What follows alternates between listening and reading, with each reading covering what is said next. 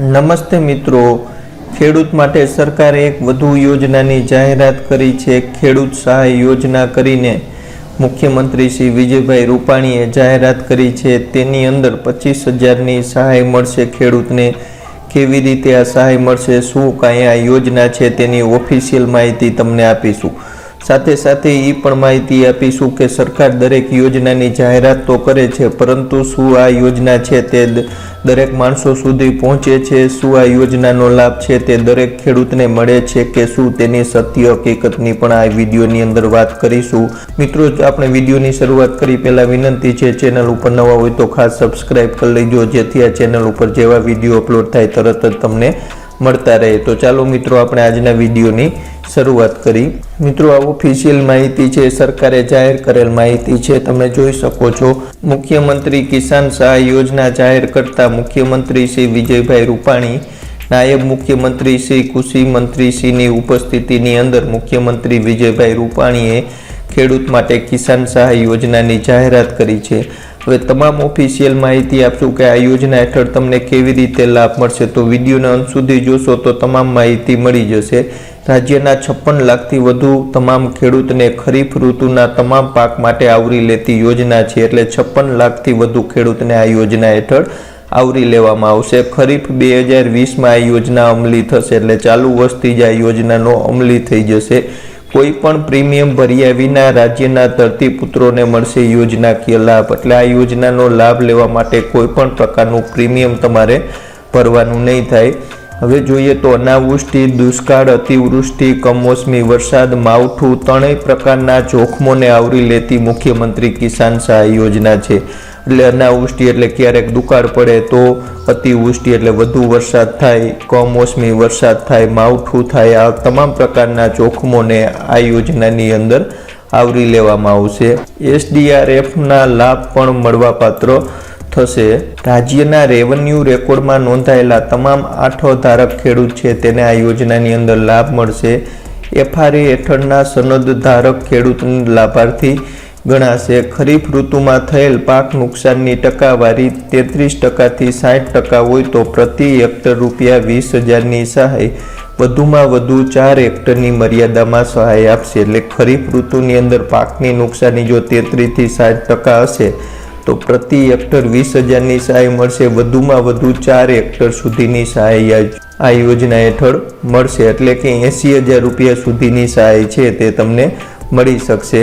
હવે જો 60%થી વધુ પાક નુકસાન હોય તો પ્રતિ હેક્ટર ₹25,000ની સહાય મહત્તમ 4 હેક્ટરની મર્યાદામાં મળશે, એટલે 60%થી વધુ નુકસાન થયું હોય તો ₹1,00,000ની સહાય છે આ યોજના હેઠળ મળવાપાત્ર થશે। હવે વિગતવાર આ યોજનાની જે માહિતી આપી છે તેની વાત કરીએ તો અહીંયા તમે જોઈ શકો છો, કુદરતી આપત્તિના પ્રસંગમાં ખેડૂતને થતા પાક નુકસાન માટે પારદર્શક અને સરળ પદ્ધતિ જેમાં રાજ્યના બધા જ ખેડૂતોનો સમાવેશ થાય અને નુકસાન થયેલ કોઈ પણ ખેડૂત રહી નહીં જાય તેને ધ્યાનમાં રાખી ખરીફ ઋતુમાં કુદરતી આપત્તિ થયેલા પાક નુકસાન સામે ખેડૂતોને સરળતાથી લાભ આપવા અને તમામ પાક અને સમગ્ર રાજ્યના વિસ્તારને આવરી લે તેવી આ યોજનાનો અમલમાં મૂકવાનો રાજ્ય સરકારે નિર્ણય કર્યો છે। એટલે રાજ્યના તમામ ખેડૂતને આ યોજના હેઠળ આવરી લેવામાં આવી રહ્યા છે। કોઈ પણ ખેડૂત રહી ન જાય અને કુદરતી આપત્તિથી તેના પાકને નુકસાન થાય અને તેનો લાભ સરળતાથી મળી રહે એવો રાજ્ય સરકારનો ઉદ્દેશ્ય છે। હવે આગળ ડિટેલમાં માહિતી જોઈએ તો મુખ્યમંત્રીએ સ્પષ્ટ જણાવ્યું છે કે આ યોજનાનો લાભ રાજ્યના નાના મોટા સીમાંત બધા જ ખેડૂતને આવરી લેવામાં આવશે। રાજ્યના અંદાજે 56 લાખથી વધુ કિસાનોને આ યોજનાનો લાભ મળશે। એટલું જ નહીં, આ યોજના માટે ખેડૂતે કોઈ પણ પ્રકારનું પ્રીમિયમ નહીં ભરવાનું રહે। આ યોજનામાં સરળ અને પારદર્શક છે તેની ભૂમિકા આપતા મુખ્યમંત્રીએ જણાવ્યું હતું કે પાક વીમા યોજનામાં જે ખેડૂતોએ પ્રીમિયમ ભર્યું હોય તેને જ લાભ મળતો હતો, હવે આ મુખ્યમંત્રી કિસાન યોજનામાં કોઈ પણ પ્રીમિયમ ભર્યા વગર સહાય મળતી થશે। આપણે અગાઉ ખબર છે, પાક વીમાનું પ્રીમિયમ ભર્યું હોય તો જ નુકસાનીનો લાભ તમને મળતો હતો, પરંતુ આ યોજનાની અંદર તમે કોઈ પણ પ્રકારનું પ્રીમિયમ નહીં ભર્યું હોય, પાક વીમાનું પ્રીમિયમ નહીં ભર્યું હોય તો પણ તમને આ યોજના હેઠળ આવરી લેવામાં આવશે। હવે કયા કયા જોખમોને આવરી લેવામાં આવશે એ પણ અહીંયા દર્શાવેલું છે। અનાવૃષ્ટિ, અતિવૃષ્ટિ અને કમોસમી વરસાદ એટલે કે માવઠું।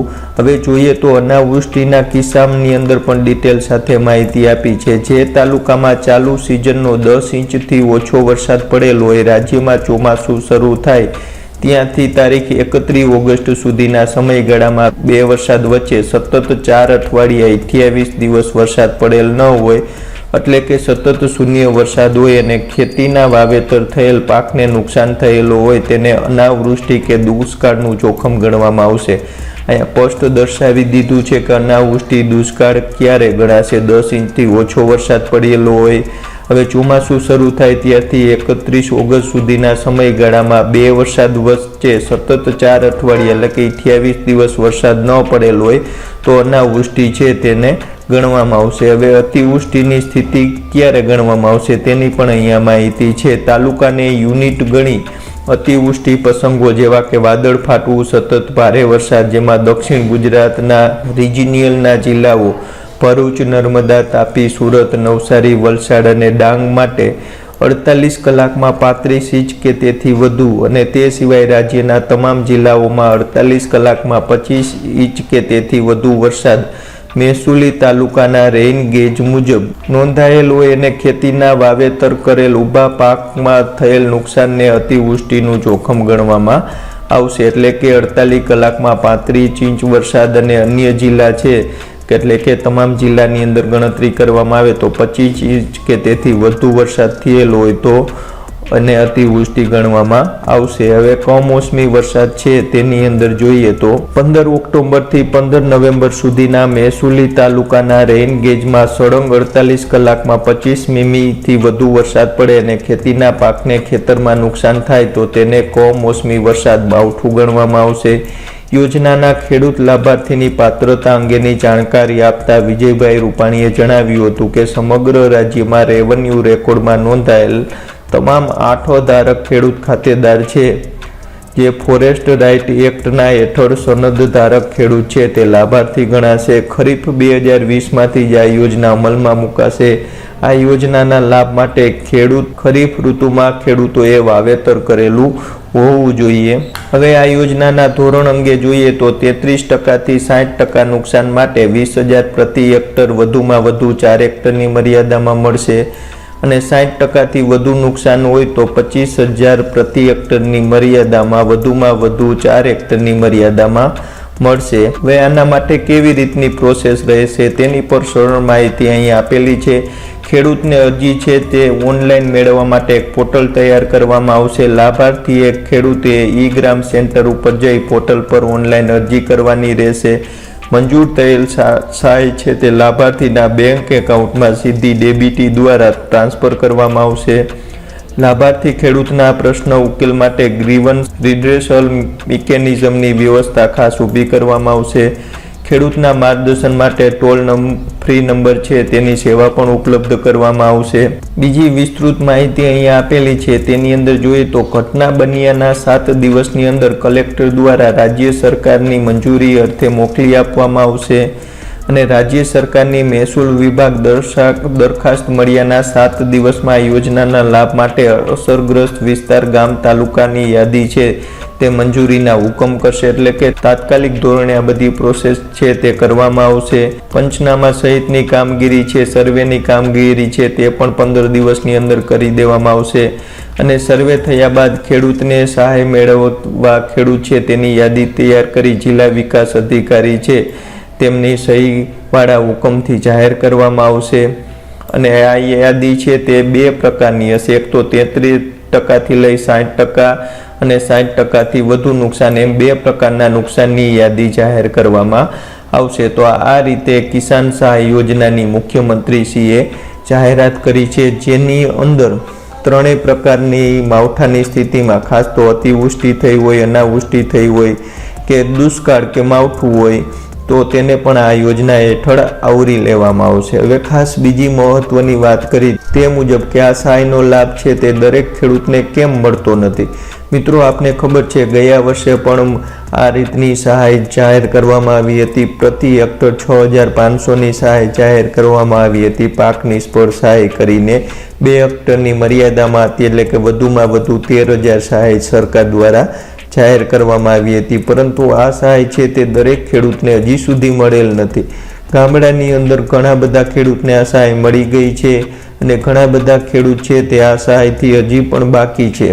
તો એવા સમયની અંદર મુખ્યમંત્રીએ વધુ એક યોજનાની જાહેરાત કરી છે, પરંતુ જે હજી સુધી ગયા વર્ષની સહાય મળી નથી તેનો સરકાર દ્વારા કોઈ પણ જવાબ મળેલ નથી। તો આપણે વિનંતી કરી છે સરકારે જે ગયા વર્ષની સહાય જાહેર નથી કરી તો તેના પાછળનું કારણ શું છે તે પણ બતાવે, તે પણ તેમને હજી સુધી માહિતી આપી નથી। તો મિત્રો, સરકાર યોજના તો જાહેર કરી દે છે, પરંતુ શું આ યોજના છે તે દરેક ખેડૂત સુધી પહોંચે છે? દરેક ખેડૂતને આ યોજનાનો લાભ મળે છે? કેમ કે 50% ખેડૂતને ગયા વર્ષે સહાય મળી છે, તે જ ગામના અન્ય લોકોને સહાય મળી નથી અને સરકારના અધિકારી છે તે આ અંગે કોઈ પણ જાહેરાત કરતા નથી, કોઈ પણ માહિતી આપતા નથી। તો મિત્રો, આવી યોજના તો ઘણી બધી સરકારે જાહેર કરી છે, પરંતુ શું તેનો લાભ દરેકને મળે છે કે નહીં તે કોમેન્ટની અંદર તમારો પ્રતિભાવ જરૂર આપજો।